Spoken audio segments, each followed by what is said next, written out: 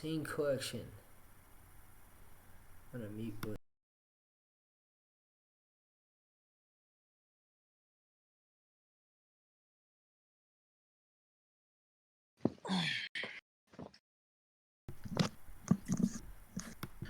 All right. Okay. You're here? I'm here. Peter is checking for us. Okay.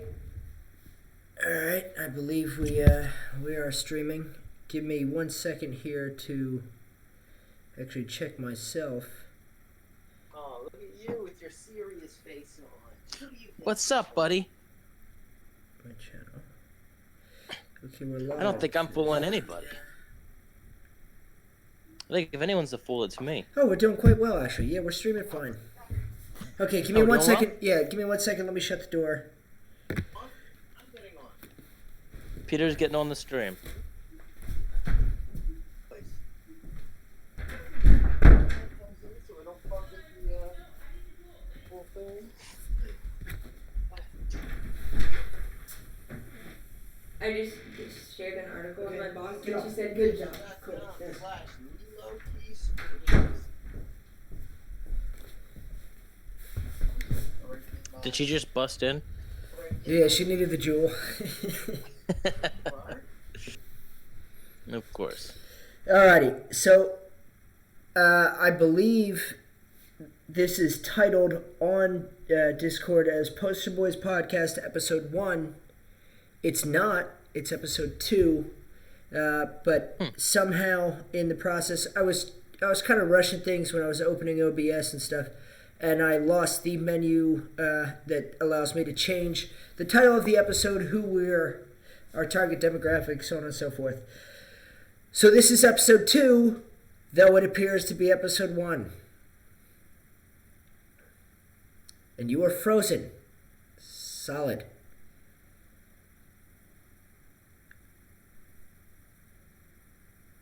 What's going on here, Alex? All right, I will entertain. I will entertain anyone who may be in attendance currently with this little number. This little number here. This is going to drop tomorrow on TikTok and Instagram. Looking forward to this little remix of CJ's Hoopty. Let me know how I did here with this one. Let's see it. Let's play it. Hey, Hey. I'm back. I must have lost connection. Okay, yeah, you must have, because I've been entertaining people. I was just about to play a little remix I'm dropping tomorrow. On TikTok? Yeah, on TikTok and Instagram. The last two That's pretty cool. they did better than anything I posted on Instagram before. So That's amazing. here we go. It's playing right now. Yeah. Still doing raps on the bar. 25 bands, 125 large. I guess on a hill like who else would be in charge? Go city, go dumb, go stupid. Get it out in the cars, pass out, and I'm running in large. Tell Homer I'm finna hit Marge. We're BK best. When Hollywood still on BK's best. Though a little bit, I had to find a beach bunny with a sun-kissed chest. Bless, been throwing Those songs that don't miss. been holding all of these Secrets, hope I don't fall and let a few slip. Instead of been balling after y'all left. watching them all off and it's quick. See what they asking off for that 15 minutes, seeing lives get lost for blue checks.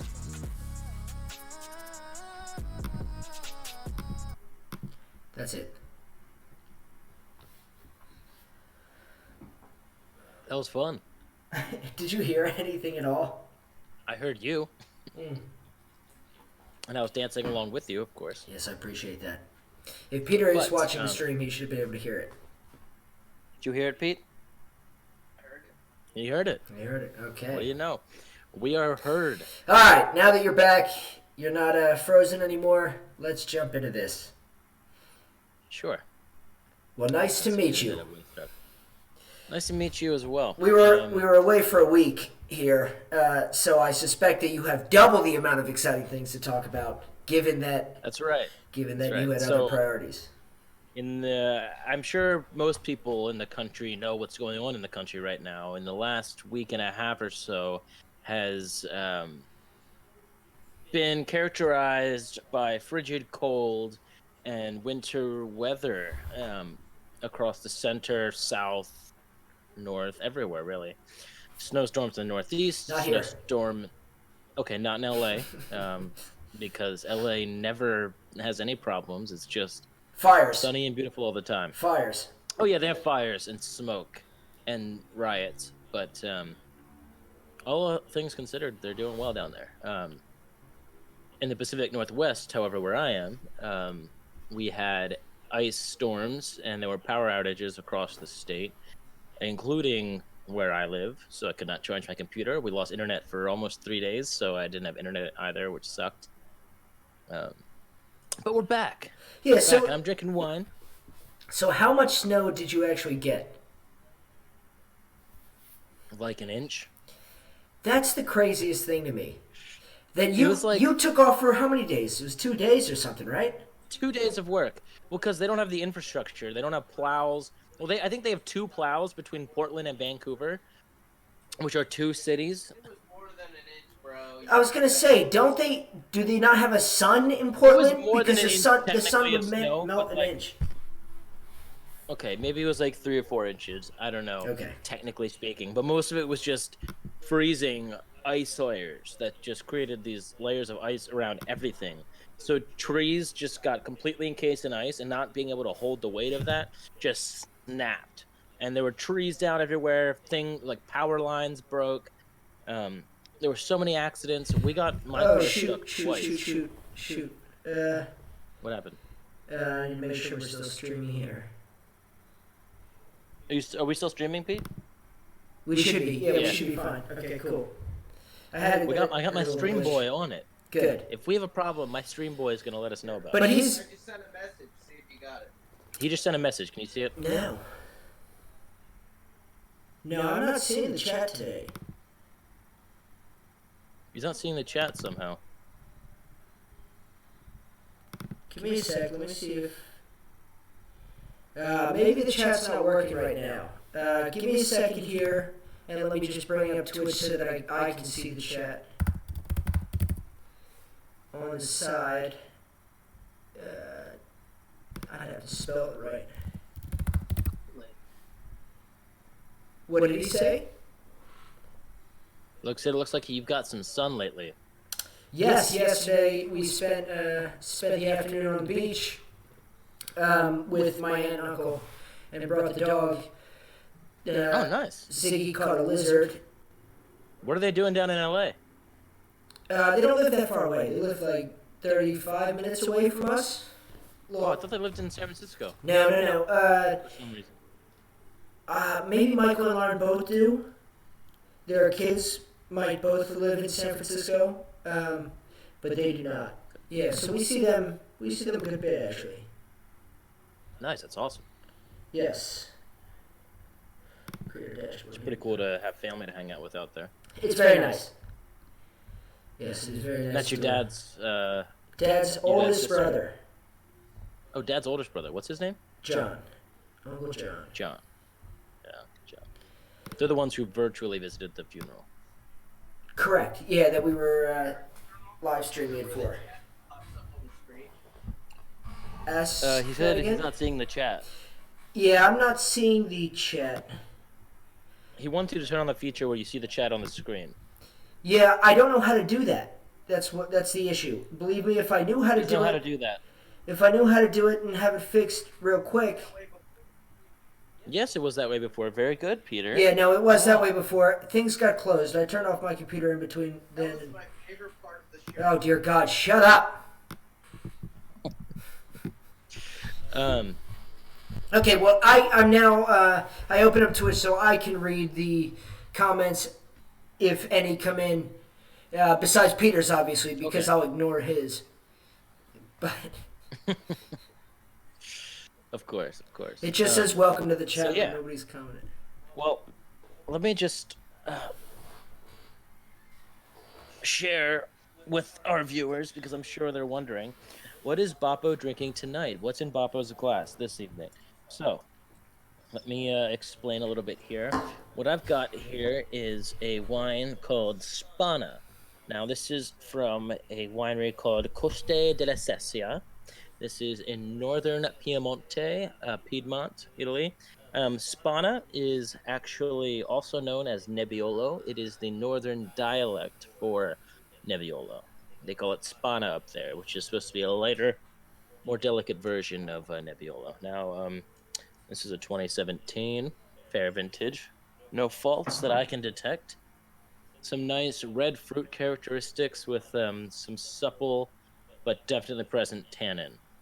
So, for anyone that isn't or hasn't seen this before and is curious as to what he's talking about, Alex is a viticulturist. I'm an aspiring viticulturist and Viticulturist, enologist. that's what it is. Gotcha. I'm in I have my degree in biology, and I've sort of taken charge into the wine world. Working for a winery, I did a few harvests with a winery, worked in production and in their hospitality locations. And I have an upcoming vintage job in Piedmont, Italy. Very cool. Job. Hmm? It's not a job interview. Come on. Entertain the people. They need to know our backgrounds if they want to be entertained. So I'm a wine guy, and Aaron. Oh, I'm also planting a vineyard this spring, the first of which I have control over, which I'm very excited about.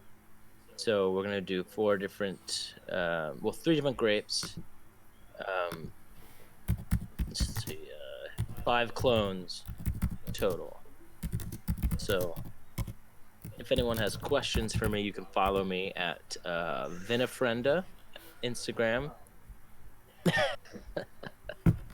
VINI friend A. So I already kind of took care of this a little bit.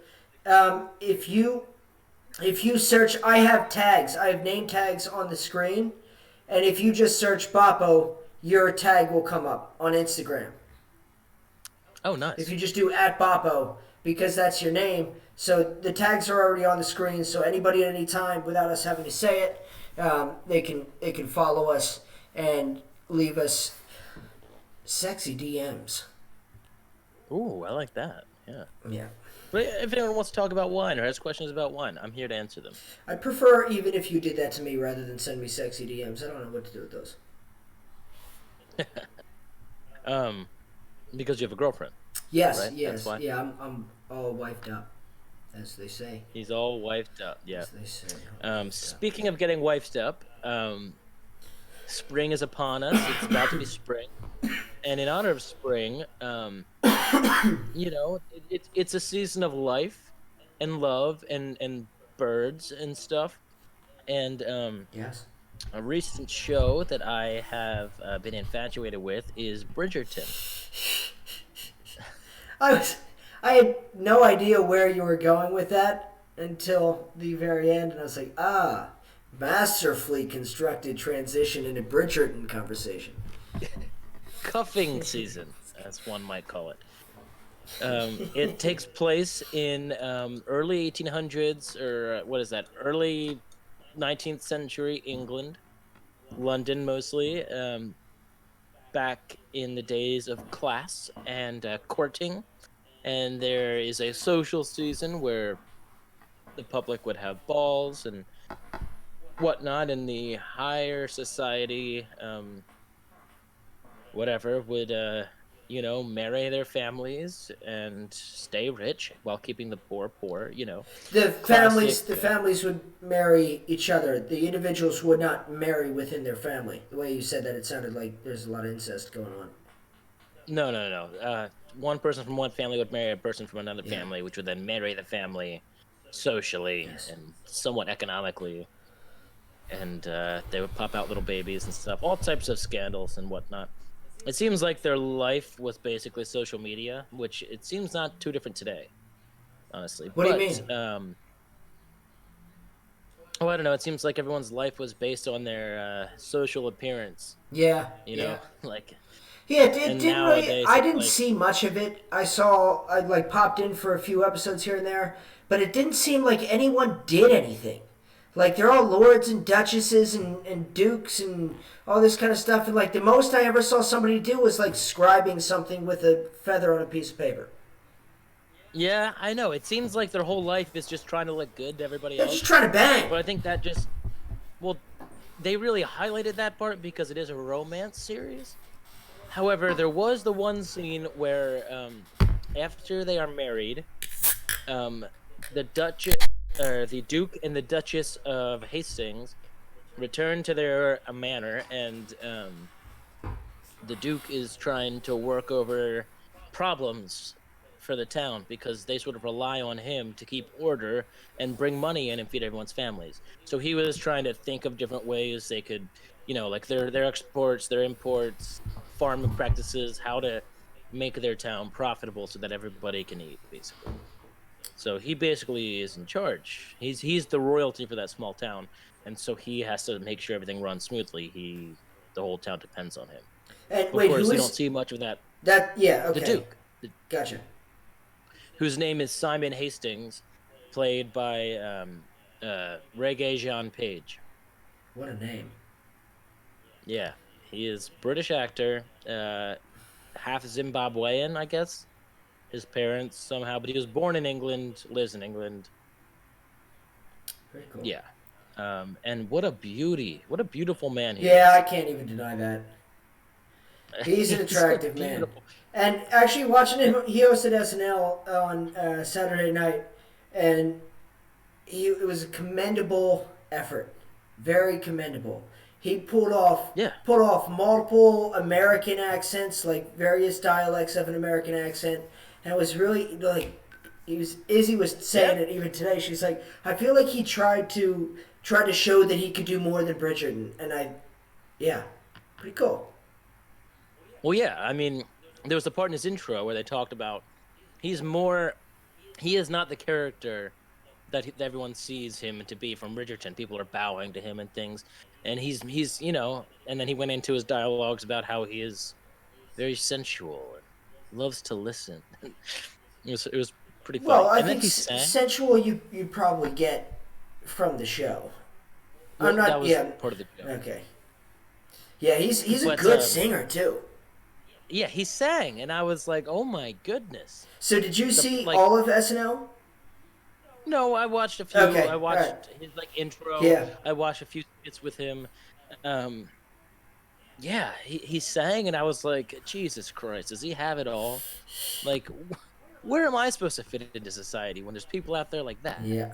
You know, he may not be royalty in real life, but He's definitely looked Let's at not- as if he's royalty. let's not kid ourselves. He basically is. Yeah. Yeah, he's a hottie. Like, who doesn't want that man to put babies inside? You know what I mean? I don't really want him to try with me because I'm pretty convinced that I can't have babies inside of me. And I just don't think it's an effort worth kind of undertaking. I think they've done a uteral transplant. I Well, think they successfully. like I mentioned earlier to our family, what's his name? Arnold Schwarzenegger got pregnant in that documentary that he made some years back with Danny DeVito. Oh, that documentary. What was I that? forget what it was called. I forget what that movie is. Yeah, were there twins? No, I don't even think it's that one. I think there was like two that they made together or DeVito, something. Schwarzenegger movies? Yeah, I think there was two of them, and one of them is Arnold's pregnant. The other one, they're twins. Like what? What was the one with? What a hilarious pair of people to make one movie together. Nonetheless, two just... And who greenlit that? Like, oh yeah, a guy gets pregnant. Not only a guy, but like the most animalistic, massive man on earth gets pregnant. Awesome. It'll do well in the box office for sure. Speaking of people greenlighting bad ideas, are you familiar with the grocery store chain Fred Meyer? I've heard of it. So it's a it's a sector of the Kroger conglomerate who owns Turkey Hill in Pennsylvania and Ohio, which the They also own a series of grocery stores in the Northwest called Fred Meyer. Yeah. Now, um, Fred Meyer has a series of advertisements where they have these weird little bubbly animated people, and they're dancing around to the song get low," or like low, low, low, low, low. Like the You actual know, whatever the song. fuck. Yeah, yeah, yeah. Yeah, they're dancing to that, and they're all like doing these like little dances and getting low because the prices couldn't be lower, and it is such an aggravating ad campaign. Like my brother and I cannot take it.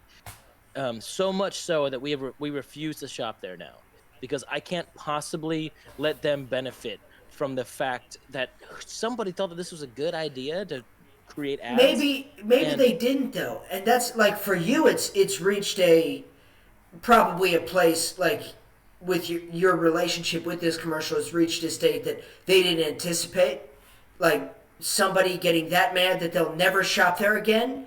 But with a grocery store, it's not like they're making anything. It's not like they're selling you some kind of patented technology or piece of equipment that their commercial weighs a lot in your minds. It's like how good the product is. They sell food. We need food. And if they have something that catches your attention and makes you recite it like that, most people, like, given the nature of most people, that's a successful ad. However, with you, they didn't account for people like you who will now refuse to shop there.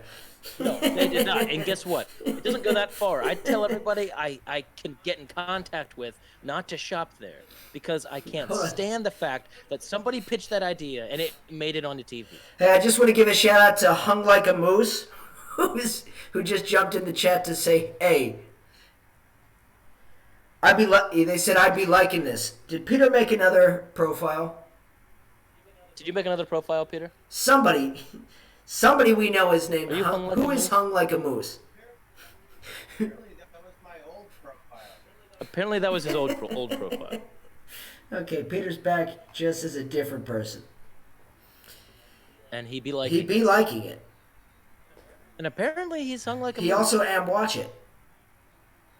But if anyone is watching this podcast and they live in the Pacific Northwest, please, by God, do not shop at that. Like, the problem is, I loved Fred Meyer. It was quickly becoming the only grocery store I would go to because they had great items, great prices. So then why even let a commercial determine whether or not you're going to shop there? Because it says something about the people in charge who are making. Where else are decisions you for going to get place. prices And I that don't like low? it.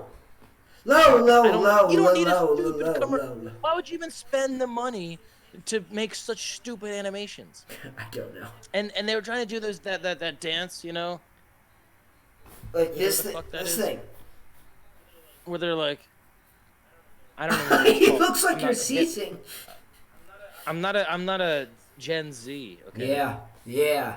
Neither Gen Z. am I. Gen Zs think they created fucking memes. They didn't create memes. The millennials, Generation Y, we created memes. Fuck Gen Z and their TikTok fame and their memes. I forget what I. Surgery on a Grape. What? Have you ever seen Surgery on a I Grape? don't know that I have. Dumbest meme trend ever. What is And the this? Gen Zs thought it was like the brainchild of fucking like Gandhi or Albert Einstein. Surgery on a grape. Yeah, go on, pull it up for the viewers. Let them see how stupid it is. Okay, hold on. I'm not familiar with this. Da Vinci robot stitches a grape back together? Is that what you're talking about? Yeah, but just look up Surgery on a Grape memes. Google that and just go to the images. Okay, hold on. Hold on. Here we go. Yeah, I'm assuming that's where it started. It's showing the precision of robotics in surgery. Hold on. Because obviously grape skins are very thin. I would know. Of course, I doubt they were using vinifera species. They were probably using Labrusca rupestris or something. I don't know. Or Raparia. Alright. Surgery on a grape. Timpani, Oh, I'm looking at memes here. That's what you want. Yes, you Yeah. want the memes. Okay. People don't care about non-memes, you idiot. Can't believe I'm doing a podcast with such a fool, a damn fool such as you. I don't understand these memes. They're not. They're not funny, are No, they? I don't. Hey Morty, I turned myself into a surgery grape. I'm surgery grape Rick. Like what? See, well, I mean, you've watched Rick and Yeah, I Morty? have. Okay. Like Pickle Rick. Yeah, That was a take on Pickle Rick. I get it. But it's stupid. It's stupid. And these Gen Z fucktards think they're clever. They think they're funny. Yo, That's the worst part about me. it. Yo, pass the grape, friend. You better not do surgery on it. Me. A guy doing surgery on it. Yes. Okay. Yeah. So I fucking dumb. You get get my your point. What? What? That's what Gen Z thinks they're so great for. It's shit like that. Let me tell you about Gen Z now. Yeah, that's a pretty ridiculous thing. Yeah. I think I don't know.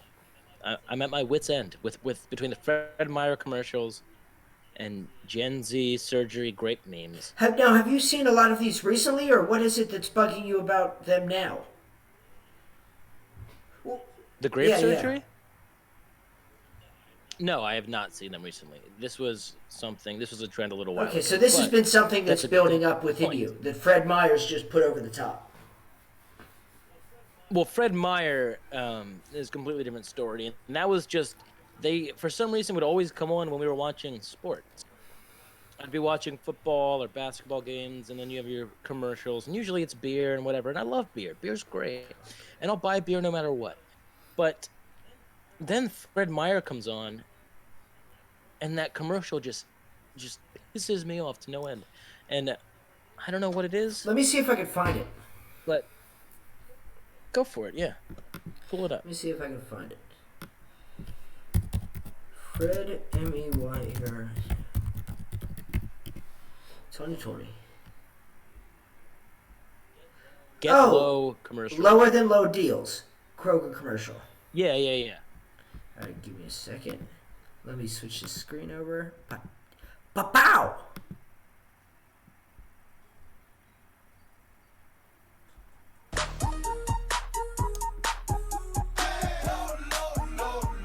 Love lower than low prices? Then get more ways to save at Kroger, where you can find personalized coupons, weekly deals, and rewards like fuel points. All for prices that are lower than low. On food that's fresher than fresh. Kroger, fresh for everyone. Honestly, I was expecting something far worse. You can expect what you want, but remember, manage your expectations. What? It was Yeah, I mean, I expected some really poor quality stuff, but that was fine. I didn't have a problem with that. yeah, somebody small-brained wouldn't have a problem. Oh, I see what it is. What this is. This is you being big brained. Or That's right. I'm smooth-brained. I'm big-brained. I'm all you're not. types No, of no, no. brains. You don't want to be smooth brained. Smooth brains are idiots. Oh, am I talking Yeah, rough yeah. You want brained? to be like whatever. Have all the little ridges and surface area. You want more surface area on your brain. Oh, gotcha. I want sandpaper brain. Not quite. That's not how brains work. But right, you're on the right idea. You're on the right track. I'm the scientist of us. I think I know how brains That work. doesn't sound like it. All right. Well, I've got like spike brain. There you go. A lot of surface area. Mountain ranges. Mountain ranges. That was my next thing. I was gonna say mountain Yeah, ranges. we're pretty. I've got cascade brains up here. Just rivers and mountains. Or what's the biggest mountain range? What's the one where Everest is in? What's that called? The Himalayas. That's right. Is That's it right? Very good. I got a Himalayan brain. Yeah, Over here. nice. Very nice. Very good. Not a lot of oxygen. Trivia question for you. And any of our viewers. Do you have the chat up? Do we have any viewers at all? I don't know how many viewers we have. I'm unable to watch that at the moment, but I do have the chat up. So if anybody's watching this, No one's saying. Bobo's got a trivia question for you and me. If anyone is watching this, what country is Mount Everest in? Tick tock, tick tock. Shoot. Should we give the viewers a second? I don't know. Give me a second. Give me a I'll give you second. a No, clue. no, no, no, no, I'll no, give you no, a no, clue. no, It's no. a trick. I don't want a clue. Well, it's a trick question because it's in 2 countries. So I'm Oh. looking for 2 Okay, answers. Peru. No. No, Jesus, wrong Yeah, continent. wrong. What am I thinking of? Not Peru. I'm not thinking of Peru. I'm thinking of Nope. Indonesia. No. Okay. I have no idea. There are 2. Tibet. Alright, Tibet. well, one. Tibetan monks. Is Tibet even a nation? I don't anymore? know. Tibet isn't a nation anymore. Anyway. Nepal. That's it. is That's one. what I was thinking of. Not Peru. Nepal. Yeah, Peru is in Yes. South As soon as America. I said it, I Those are realized the that is not mountains. what I was thinking of. I just remember Those are the Andes Mountains. in there's South America. there's a ride at Epcot. This is how I would say remember this, but I Oh, don't. plus there's the don't remember. Patagonia. But anyway, yeah. So Nepal is 1. Can you guess the second? I don't know where Nepal is, honestly. Like I have a rough idea, really rough idea. Well, I'll give you a clue. The second India. has the highest population in the world. Second China? highest or highest. China. Really? Yep, it's split between the borders of Nepal and China. Which Mount Everest. which side is the peak on?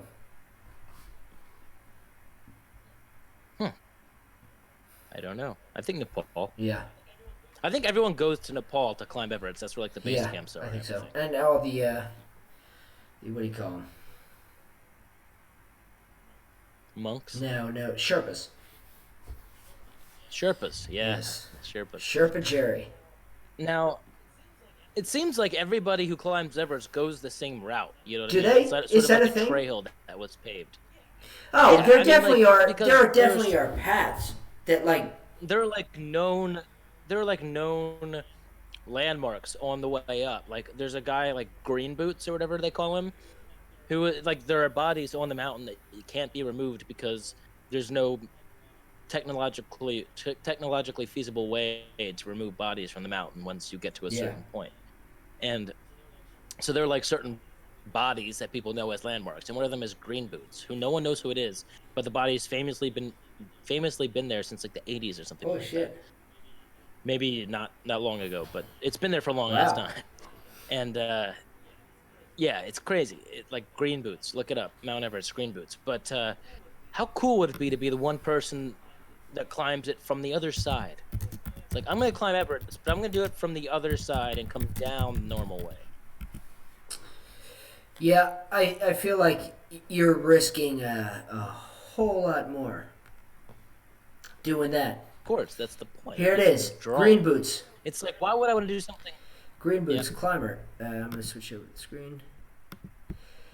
How long? Green has it Boots been is a name given to an unidentified body of a climber that became a landmark on the main northeast ridge route of Mount Everest. The body has not been officially identified, but he is believed to be Sewang Paljur, an Indian climber who died on Everest in 1996. Oh, so not the 80s, but the 90s. That's It's still a close. long time. Yeah, and it's a landmark. Like it's not a normal landmark like the certain waterfall over there. No, it's a body with green boots. Wow. Wow. Insane, Yeah. right? That's actually pretty interesting. Fascinating, if I do say so myself. Quiet. Yes, quite. Yes.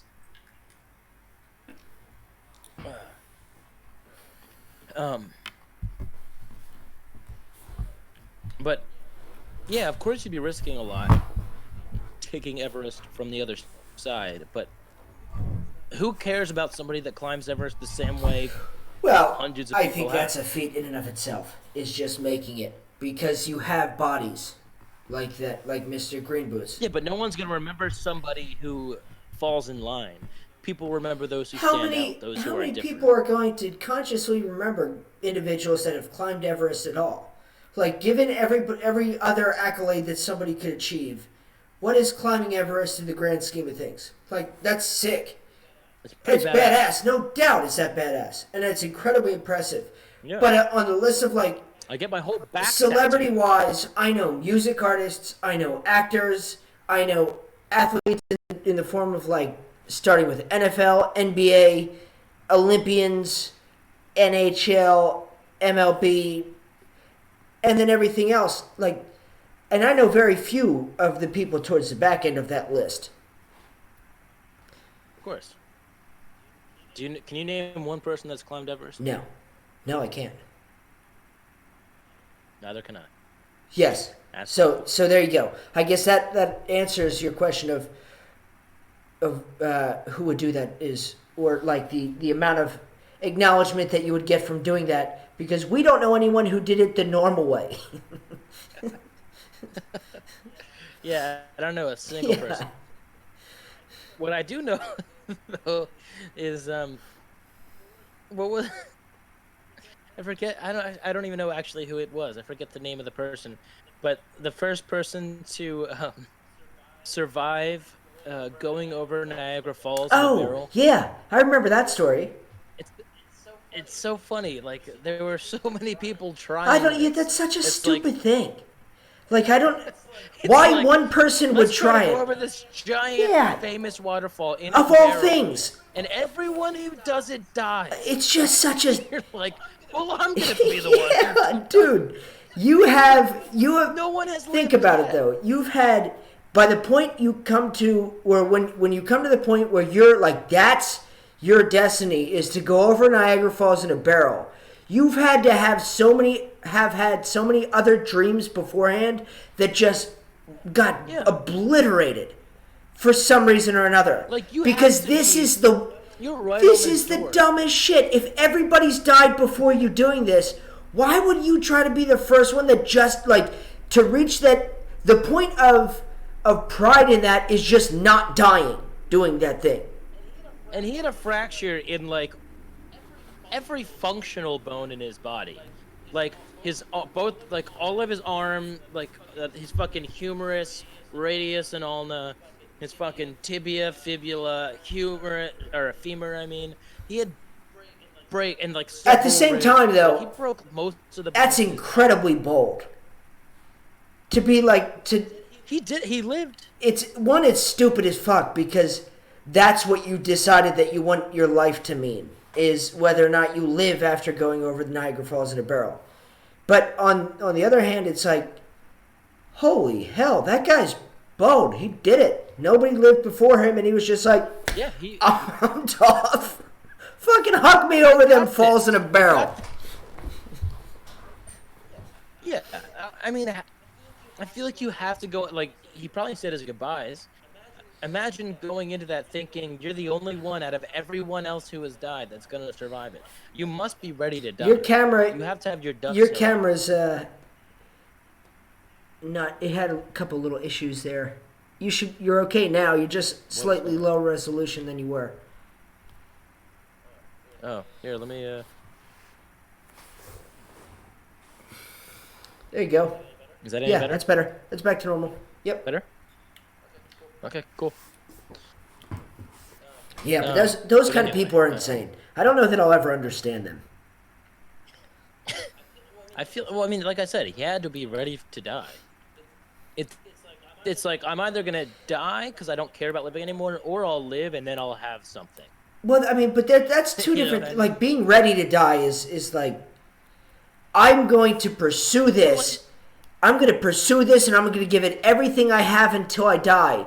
That's a different mindset of, I'm going to pursue this, and I'm going to either achieve it or die tomorrow. Like, Well, that's the thing. It's like what you said. It's like he had so many other dreams, and he was such a enormous failure. That's what I would imagine. I don't necessarily know, So- but yes.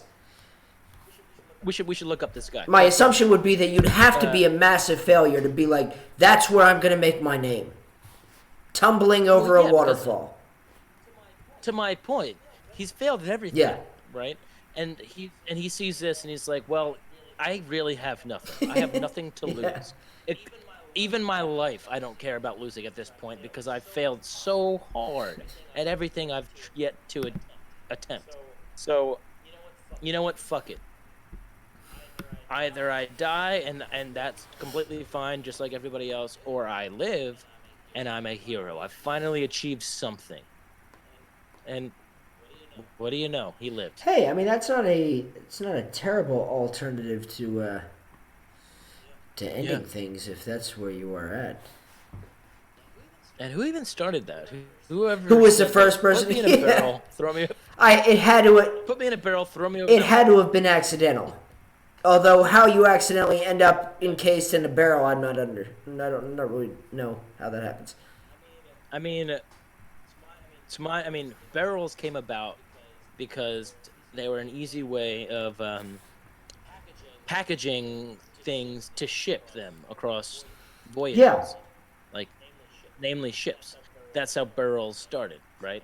Something like that. And so I imagine there were some times where barrels fell off ships. And I imagine there were some times where people realized, oh, they might float a little bit. And so they, got in them. They knocked the head off of a barrel. They got in a barrel, and they were playing around. And then maybe some of those people accidentally went down some rapids. They're like, that was crazy, dude. Let's take this barrel over a bigger waterfall. I just did something I entirely wasn't intending to do. Let's do it again, but bigger. Human nature is always just trying to one-up the past. Yeah. I can't help but think, though, that everybody that did that time would have been better spent elsewhere. Probably, but then again, you look at the people that spend hours online trying to find an adequate man to fuck their wife. It's like, why are you spending time trying to find a person to fuck your wife? Like, fuck her yourself. Or don't marry her. That is it's a wild comparison, but yeah. Yeah, okay. People have their music. Okay, so back to the people in the barrel. What do they bring with them in the barrel? Is it can they visit the barrel a day beforehand and staple blankets to the inside of it over and over again? What's the extent that you can prepare yourself for this voyage? Or are you just tossed in a barrel day of and sent over? No clue. I don't know. I imagine they just get in an empty barrel and just huddle up. No, they have to be allowed to bring something.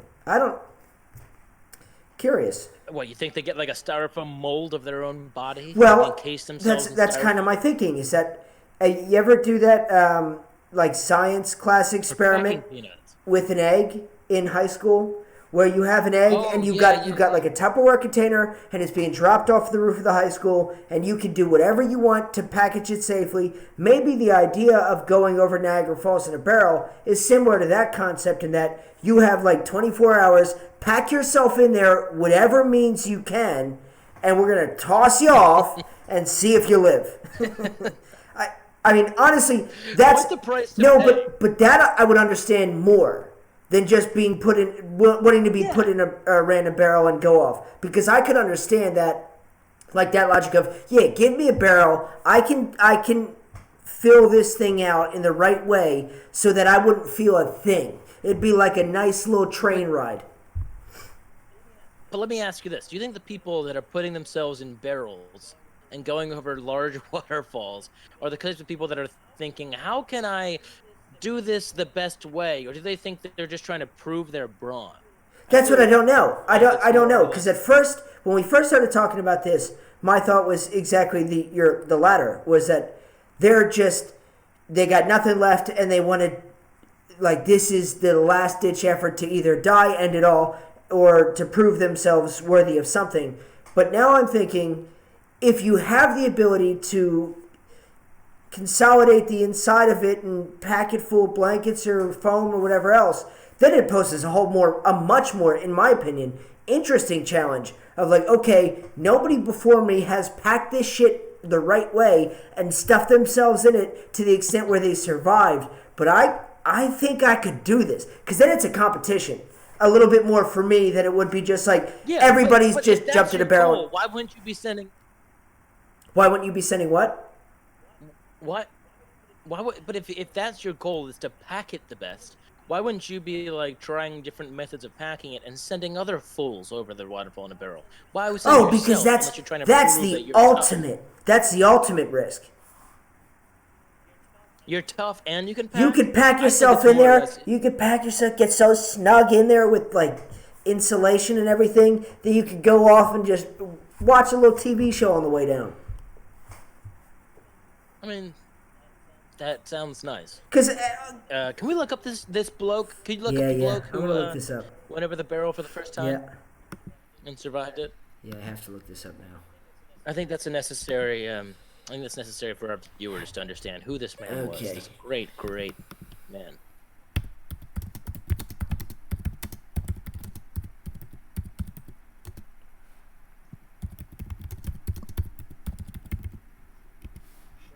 First man to survive a barrel. This is worded so funny. Hold on a second, the page is loading. This day in history, October 24th. It's still loading, but hold on. It was a woman, actually, I believe.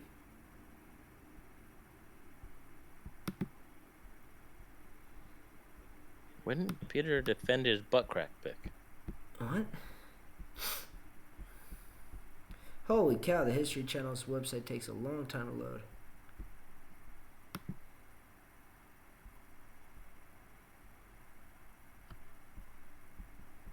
Now, here we go.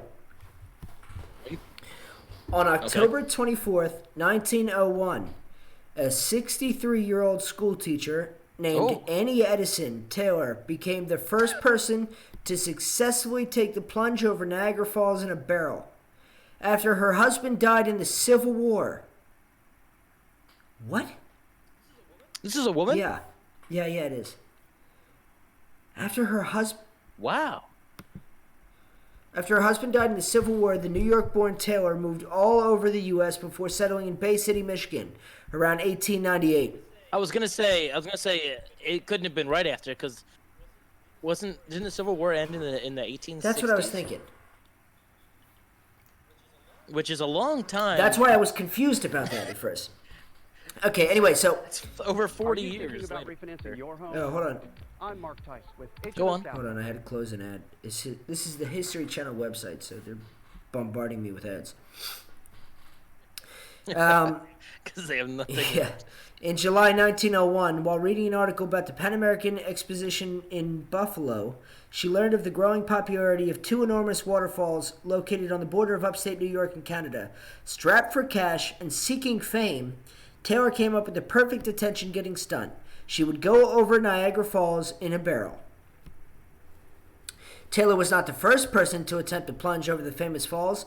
In October 1829, Sam Patch, known as the Yankee Leaper, survived jumping down the 175-foot horseshoe falls of the Niagara Falls on the Canadian side of the border. More than 70 years later, Taylor chose to take the ride on her birthday. Okay, wait, so if there was a guy that did it first from the Canadian side... But it says he took the... he didn't go off in a barrel. He just jumped, though? I guess. So I don't understand... That's what it sounds. He just... So then why opt for a barrel? And she... I don't know. Were there other people who had died before her? I don't know. How many people have survived falling... Okay, here we go. Or going A over Daredevil of Niagara Falls. Oh shit, this is probably just the same article. Okay, 1678.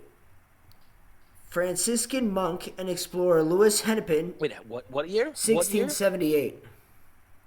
Louis Hennepin become the first... 1678, a month. Becomes the first European explorer to encounter Niagara Falls. Impressed, Hennepin estimates the falls to be an incredible 600 feet high, though in reality they rise 170 feet. So that guy was an idiot. Summer. Well, he's a monk, so. No, that's his last. Sorry, I don't know if that's his last name.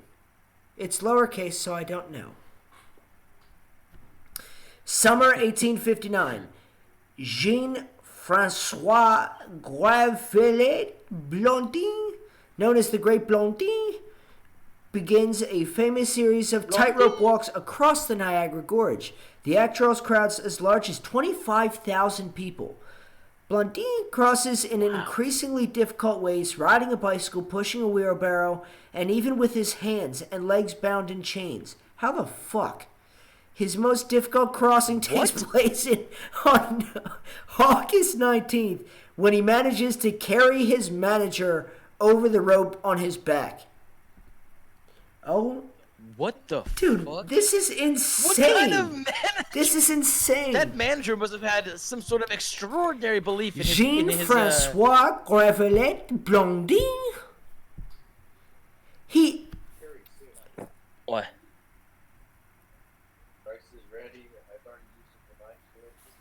Did you? You gonna make one for me to eat tonight? I want to try one. Try what? One of the things you made. It was spectacular. Let me have one. Let me try one. Best thing that I've ever All right. Okay. in my life. That manager must have had some faith in his client to let him. Well, he carry had him. been wanna back try- and forth a number of times before carrying him. This was a whole summer of activities. That blows my mind. Yeah, a lot of fun.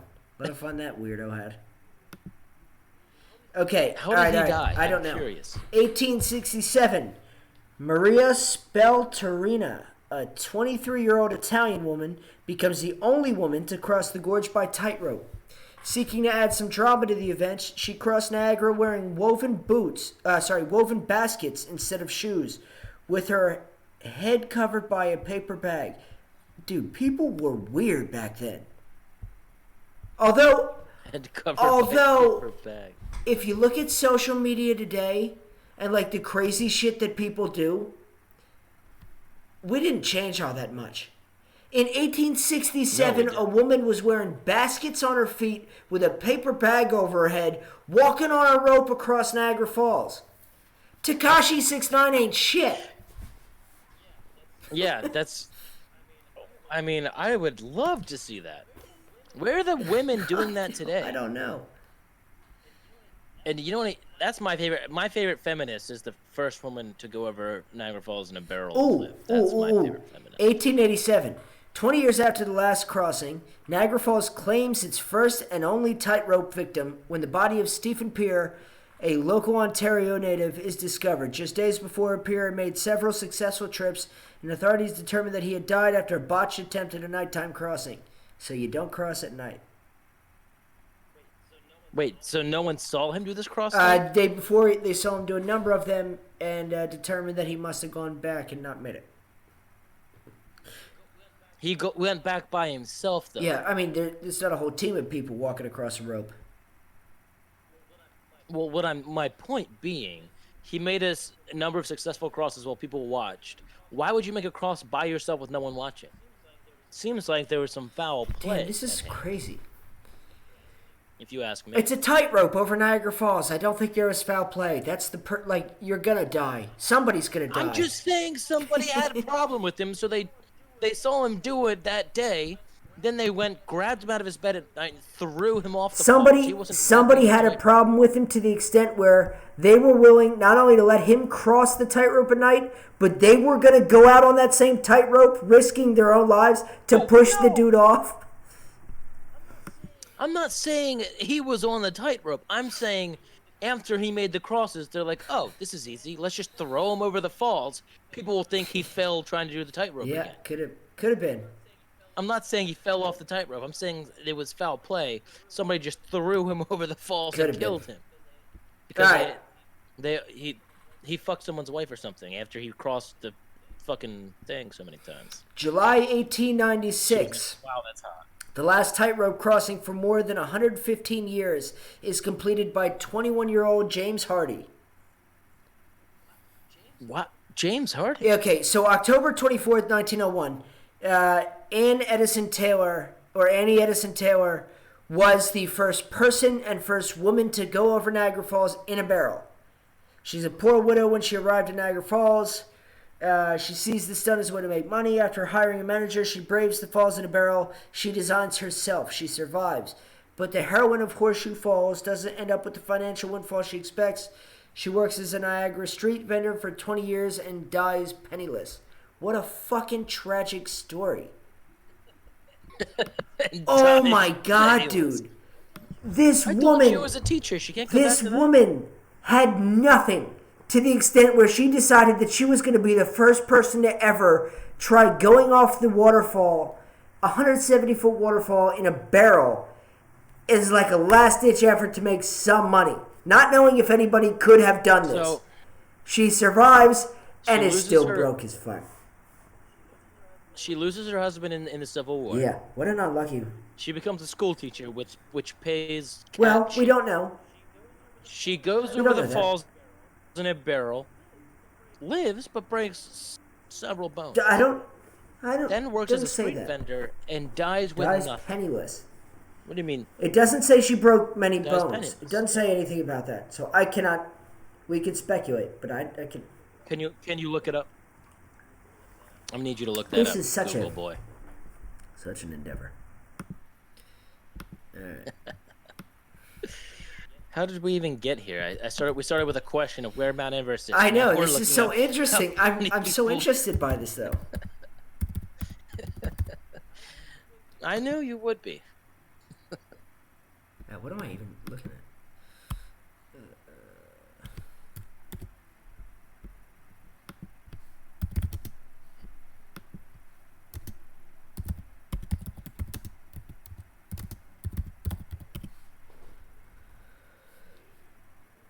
Did she break any bones? Her only injury was a cut on the forehead that she received when being taken out of the barrel. You got to be kidding me. That's publicity shit. I don't believe it. I don't buy it. I could have sworn I heard or read somewhere that she broke like most of the bones in her body. That's not what this is saying. She crumbled. No broken bones. That's okay. You know what? I'll eat my words. From I'm an idiot. OakwoodNiagara.org. So. OakwoodNiagara.org. I'm coming for your neck.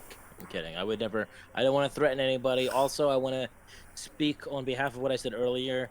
Monks are not stupid. Okay? I think monks are smart. They know peace. They know peace. And enlightenment. They know peace. So. Yeah. Peace. Thanks for clarifying your stance on monks. Yeah, of course.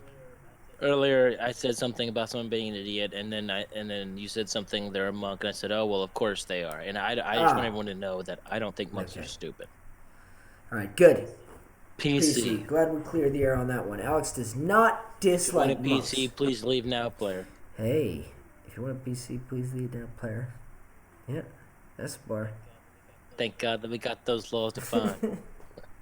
I don't remember the rest of the lyrics from that. Me neither, but it's good. We need to make some more songs. Was that from Boys? Was that DBP? Boys. Oh, Boys, yeah, that was Boys. Oh, we should play that song on here. That's a classic. Go look up Little Stanley on SoundCloud, and no, that's your Reddit name. All right, how do I find this? What's your SoundCloud name, Pete? I think it's just Peter Lombardo on SoundCloud. This is a hit. A banger, yeah. Charles would be happy to hear this one. We need to get him on this podcast. We do need to get him on this podcast. How's he doing? He's doing well. Charles, for anyone who doesn't know, is one of my friends I worked my first vintage with.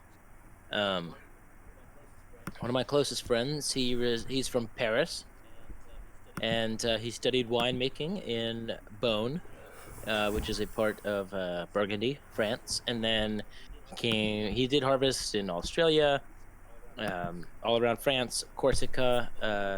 Then he came to America, where I met him, and he is one of the best boys on earth. And now he's doing a 1-year program in Champagne on international wine commerce. So That's pretty cool. he's doing great. I can't wait for him. He wants to come back and live in Oregon with me, and we will have a wine making operation together, him and I. Oh my god. All right. So hopefully I that found it. happens. Alrighty. I'm going to play this. This is Boys. Boys. Boys, Boys, Boys. By Peter Lombardo and all of us. Of course. When the boys are home alone. So home alone.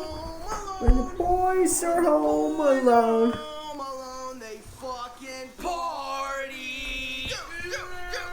Boy, boy, boy, boy, boy, boy, boy, boy, boy, boy, boy, boy, boy, boy, boy, boy, boy, boy, boy, boy. Boy, boy, boy, boy, boy, boy, boy, boy, come at me, boy, boy. They wanna keep us separated. When the women leave, it gets dangerous. Whether we ballin' at the cages or we fucking up a basement, we ain't afraid to say shit, so the jokes might get racist. So weed, now we high, put some cheese on the fries. Been a minute since we finished off a box of shit wine, and I'll let my boy slide if you punch me in the eye. Cause I stole his phone and sent myself some nudes of his wife. Boy, boy, Boy, boy, boy, boy, boy, boy, boy, boy, boy, boy, boy, boy, boy,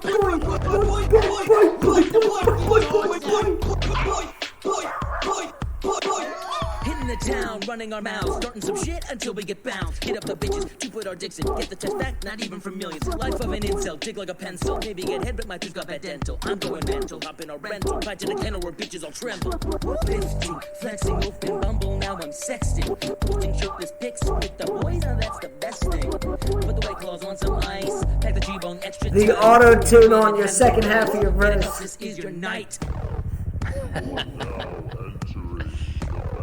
It's really good. You know, Peter says it's The my best monkey verse ever. sounds. Only 3 rules around here, one hand on your dick, one hand with a that's the beer. best No part. females, and we undecided, no queers. If you want a PC, please leave now. Player, thank God that we got those laws to find. No hate, really, I just can't waste more time. Boys. The steak marinating in a Boys, bowl of boys. red wine. Throw the baby on a burner, leave the pain with no brine. That's smart. We can say the aftermath is hard. And the woman to complain about it, what's the harm? Watch porn on the TV and talk cars. We'll take a shot each backstroke to make some fart. Playing board game, never lead to disagreements. Penny must win, that's scoop achievement. Who smoke last? Someone show me where do we went. Hash on the floor, now that's some G shit. Wait, should just put a whole joint down. Till lit dipshit, what we do now? You start on the front when the girls ride. You turn the boys like 12 boys, burn the whole town. Dear God, think I see them pulling up, they are happy. Wait, is it a fire truck? Man, it can't be. Right, what is the heat? But we better act like we were sleeping or we all be fine. That's too funny. It summarizes Fantastic, itself isn't it? perfectly. Wait, is that a fire truck? Man, it does. can't be. It all came from you, me, and Peter. What Lights just went out. happened to you? Why? Why?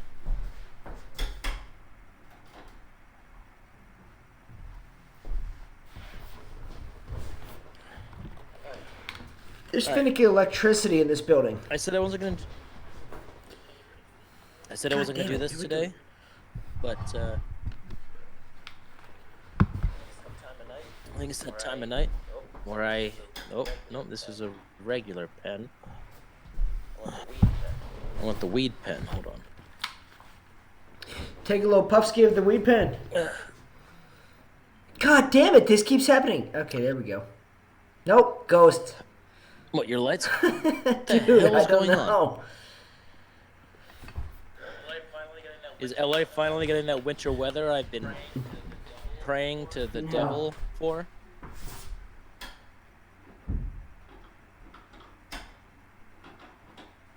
I don't know what's going on.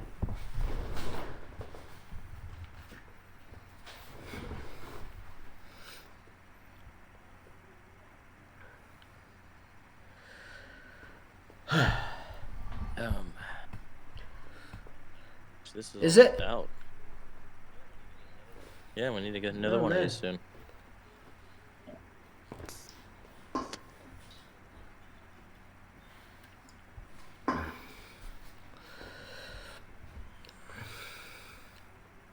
How are things going with the forge you got going on in your garage? Going well. So we moved. Let me just show people. We got. It's like 15 to 1,700 pounds metal Yeah. work table. A guy had to bring the guy that we bought it off of. We got it for $700 off of Craigslist. He had to bring a crane to like move the thing. So heavy. So what we did was to move it then like into place. We dug a 9 by 5 feet rectangle about a foot down into the ground, made a wooden frame and laid concrete there to put this table on. Okay. So we got some long metal poles. This is a picture of us cutting the poles down. Sparks fly. It's a Yeah. pretty cool pic, right? Um, so we cut the poles down so that there were 4 poles per foot. Zoom in here. And so those are the poles, and we would jack it up with a car jack. You can see Alex, my roommate, working with the car jack there to jack up the table, so we could get the poles underneath it on these boards of wood. And then we angled them such that we could rotate parts of it and just swing parts of the table around, and just taking a pole from the back, putting it in the front, so we can continue to roll Yeah. on that. And him and I are like, Yeah. like trying to push this thing, you know. And then once we got it to where like the right angle, then we could orient all the poles under each foot the same way, just so we could go back and over. So this is us when we actually rolled it onto the platform, the concrete platform that we laid into the ground.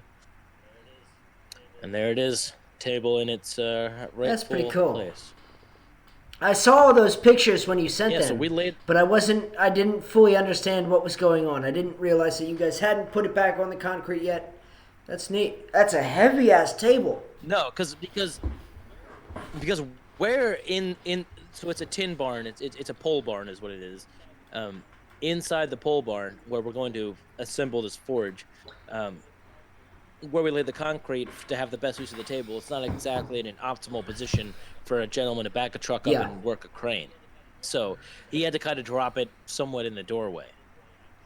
Didn't really have a choice. Yeah. So for us to getting on the concrete was a whole other feat, and we finally tackled that yesterday, which was pretty awesome. Pretty awesome. to have Yeah, that that's pretty impressive. So what's next? You make your Damascus sword? done.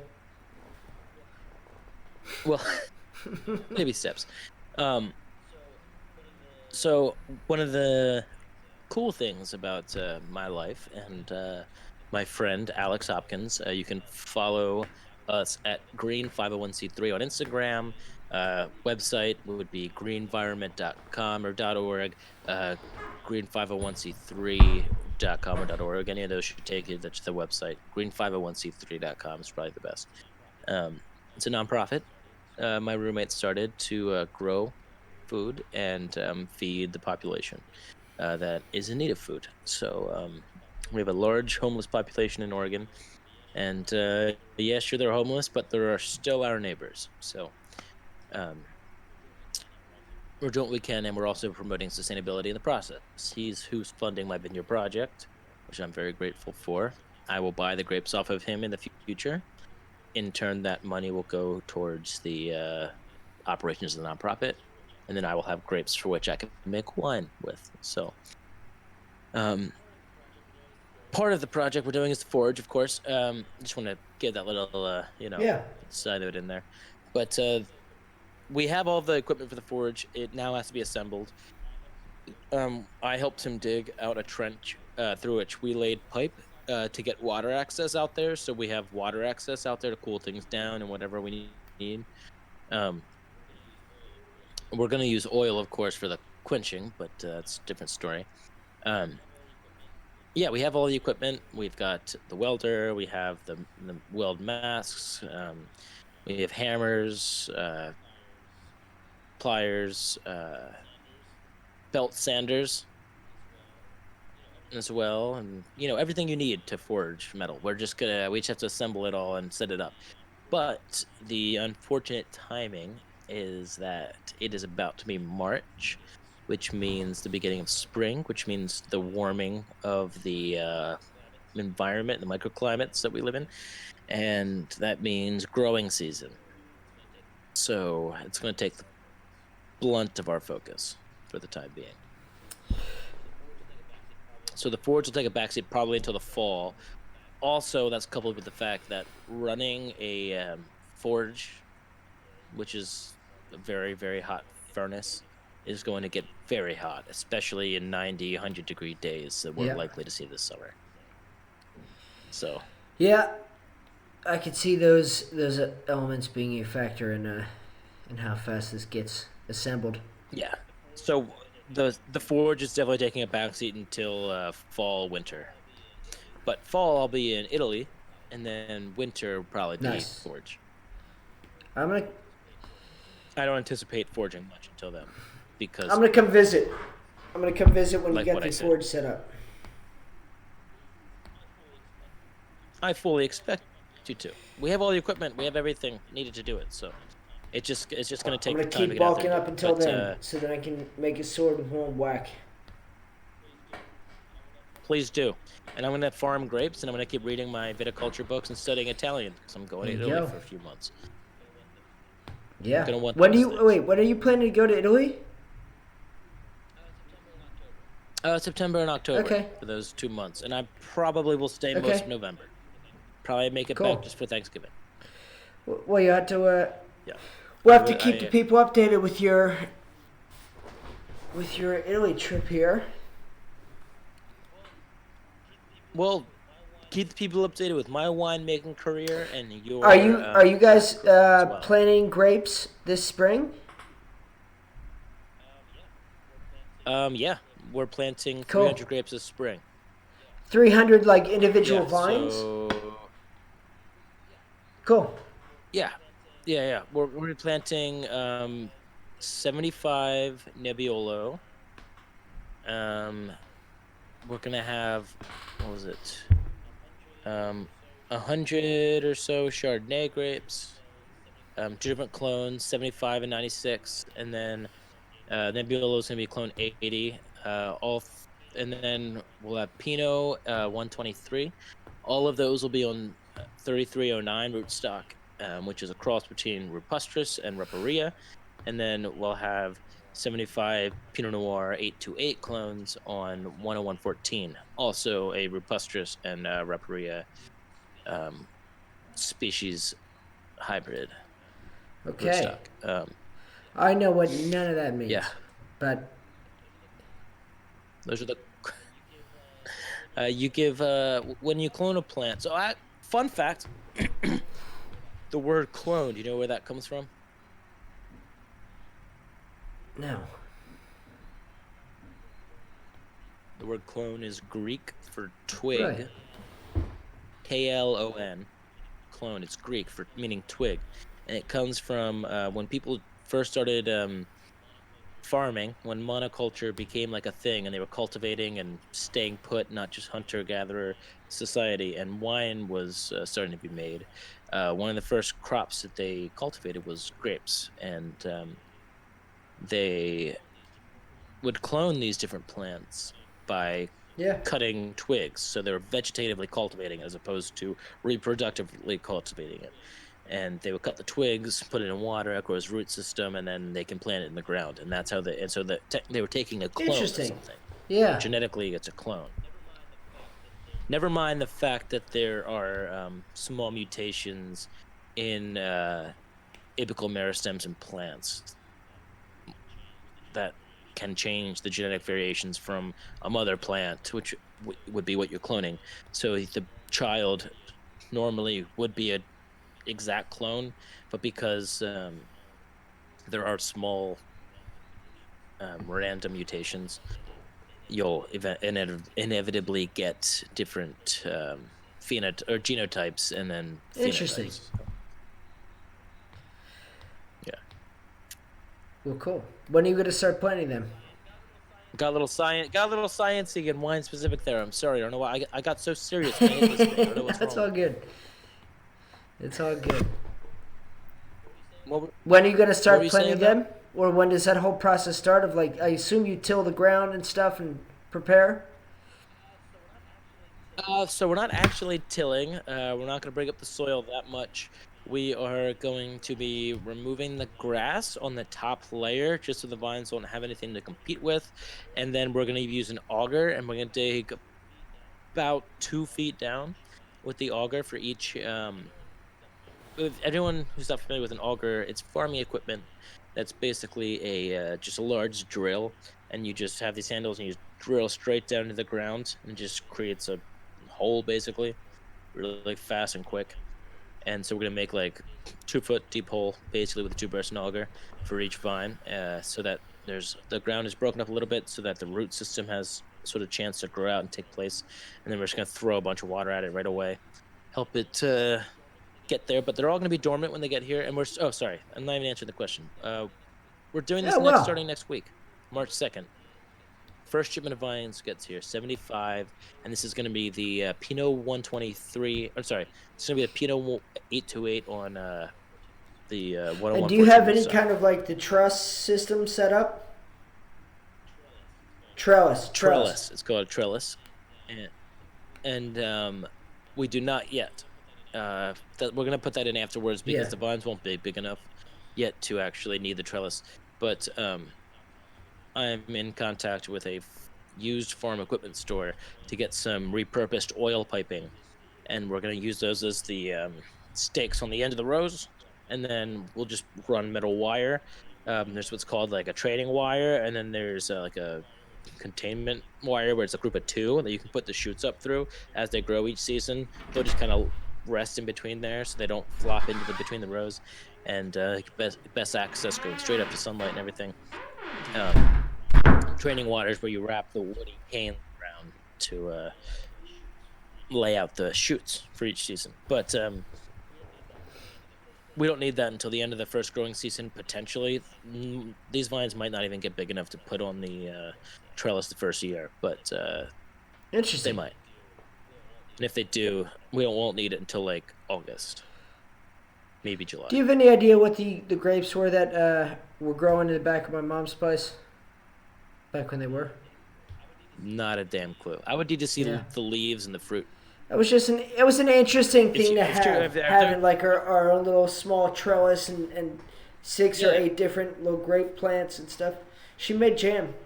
You had a really cool trellis. They had like I forget what that's. There's the word for that type of training, and I don't know. What do you mean? I haven't. The way you to train go the vines, like up and where they sort of just span out. They just and like they're basically just create like a basket. Yeah, that was cool. That was really cool. It's very specific, and they do that more so in California actually. But I think it was an ancient Greek form of vine training, and I don't remember. It's a very weird thing to have in the middle of Lancaster. Yeah, I think they were table grapes. What are table grapes? I don't know for sure. Different species. So there's like one I mean, they make wine out of a number of species of grapes, but there's one species that's mainly what they make wine out of, and that's like name a type of wine. Merlot. Yep, that's the species. Gotcha. Vitis vinifera. Name a type of wine. Cabernet. Name a type of wine. Okay. Yep, Vitis That's vinifera. about all I know. Keep going. All right.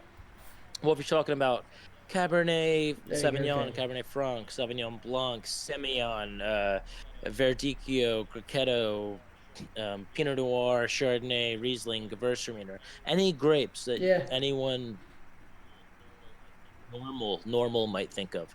That's going to be Vitis vinifera, the same species of grape, and it's a European species, likely originated in the Middle East, or the Near East, they say, like Eastern Europe, Georgia area. and it was likely a cross of different wild. Oh, sorry. No, I'm going. I think we're just diving a little too far into the wine. Like, really, you got to know something. No problem at all. I found it interesting. But it also is 8:50, and I really need to pee. And I need to. Is that what you're making? Oh, that sounds tasty. Yeah. You got to send me the recipe for that. Yep. And this is something like so for me regarding this podcast, like this was kind of my way to introduce myself to Twitch and figure out Twitch and just actually get involved in the platform without too much at stake, because this is just kind of a conversation, and obviously you and I, we want to evolve this over time to make it something more prestigious and fully like well-rounded, all that kind of stuff. But one of my longer term goals here is to start a Twitch show where I bring other rap artists or recording artists into my house and have a conversation with them, show them how to make a meal, a recipe that I've come up with, cook it with them, and then sit down and have a conversation about like what they've learned in the music industry and stuff like that. So that's something that's in the works and is coming, but there's obviously some technical elements to creating that I need to figure out. Yeah, but I love that though. And you could have me in it. And that's I think that would be great. And even like I don't necessarily want to limit it to recording artists, but I think that's a good place for me to start. I want to have a bunch of different interesting individuals. Yeah. And that's a community. And it gives me an angle to kind of break into things with. And I know a number of artists who are fantastic, have a good reach on their music, but don't have necessarily the platform to talk about their story, and I'd like to give that, and I'd also like to do it over food, because that's what I love the most. And that's what our family, I think, loves the most. Of course. Yeah. Oh, we love food, and we love Love wine. food, love alcohol. Get that. 100%. Alrighty, well, I just don't want to make sure, or I want to make sure that the recording of this has saved the whole thing, so let's wrap this up here for tonight. I think this was a good one. Yeah, let's wrap it up. I wanted to mention we should cut it off at like 8:30, 8:45, but yeah, then we just kind of kept going. I was thinking the same thing, but I don't mind. I don't mind having a loose structure when it comes to like timing. We could go an hour and a half. It doesn't bother me at all. Yeah, for sure. I listened to this one podcast, one of my favorite podcasts. I would love it if you would give them a listen, Aaron. It's the Dark Horse podcast. You know Eric Weinstein? Well, his brother, Brett Weinstein, has a podcast. And he is a PhD biologist, and his wife is a PhD biologist as well. And they live in the Northwest. I actually met them at the One Wine Lounge. Anyway. Yeah, it's really cool. They came into the wine lounge one night, and Peter recognized him. And then I was like, oh, shit, yes, it is. And so I went up and gave them a splash of wine, just said I was fans. And that's whatever. Awesome. Yeah, no. But yeah, they are PhD biologists, and they live in the Pacific Northwest, and they talk about science, namely a lot of COVID stuff, also a little bit of political and sociological things. It's great. Dark Horse podcast? Gotcha. Dark Horse podcast. Yep, Brett Weinstein and his wife Heather. I'll check Hyman. that out. Alrighty.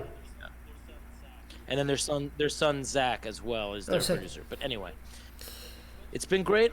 Love you, Twitch. Love you, Aaron. You've got an album coming out soon. Why don't you tell the people when that's supposed to come out real quick? It's all turned in. Okay. The sync side of things. Yeah, the sync side of things is squared away finally. Actually, that just happened this past week.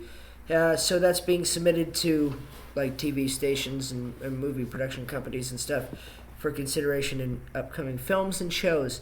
But the commercial release of the project, not sure when that's coming out yet. It shouldn't be too long, should be a month or something. But until then, add me on Twitch add me on TikTok, also Twitch. But I'm going to be a TikTok star, the oldest TikTok star ever.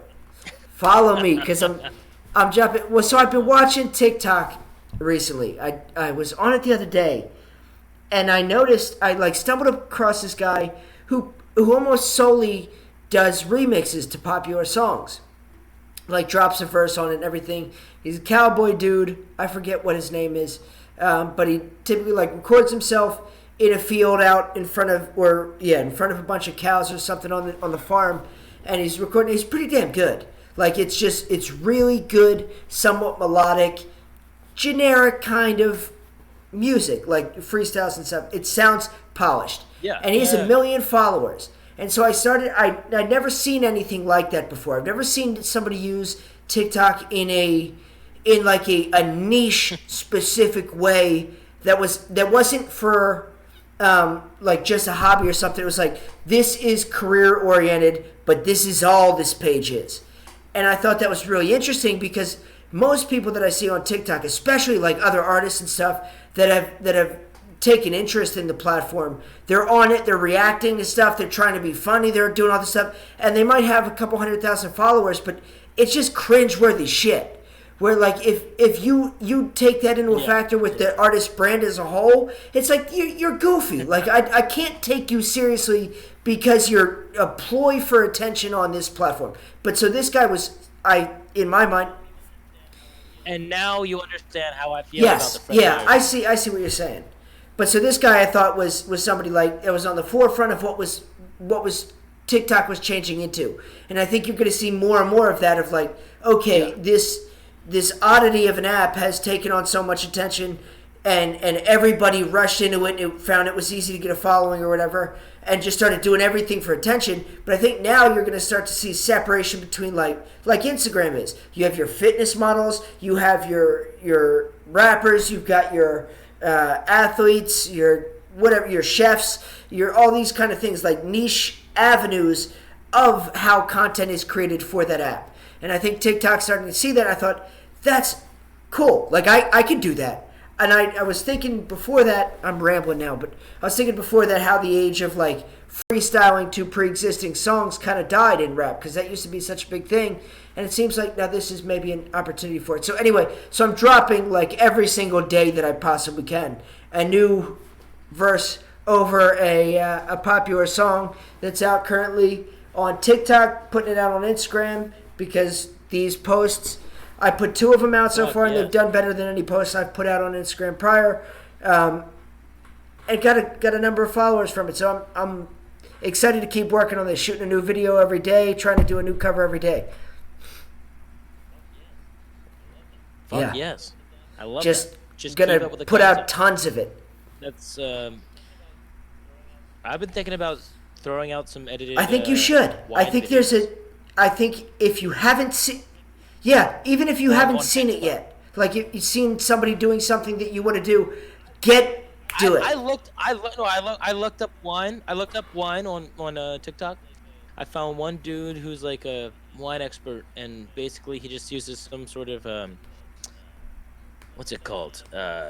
Microsoft Sam voice to like narrate all of his videos, and he's just like showing you what the best of this variety is, and it's all just and it's just like normally drank varieties, and it's all California. Definitely do it. And it's so boring to me. It's like, bro, don't drink just California. There's the entire world, number one, and number two, put a little more life into it. Maybe make a recipe with it. I don't know. I could easily edit. And I don't know how to get a following yet. I've put out like 2 actual videos that I've really tried to do something for TikTok. Working on my 3rd one, that was actually what was holding me up today before jumping on this podcast, was recording and filming that for tomorrow. But it seems like it'll work if you just keep making the content. The first few might not necessarily, but even they got more views than the random other bullshit that I posted beforehand. I think that... Did you stop streaming? I don't think so. No. Yeah. All right. Yeah, We're having a okay. conversation too much. We're wrapping it up. All right, goodbye, the people. We love you all. Stop streaming, and then we can continue to talk for a little bit.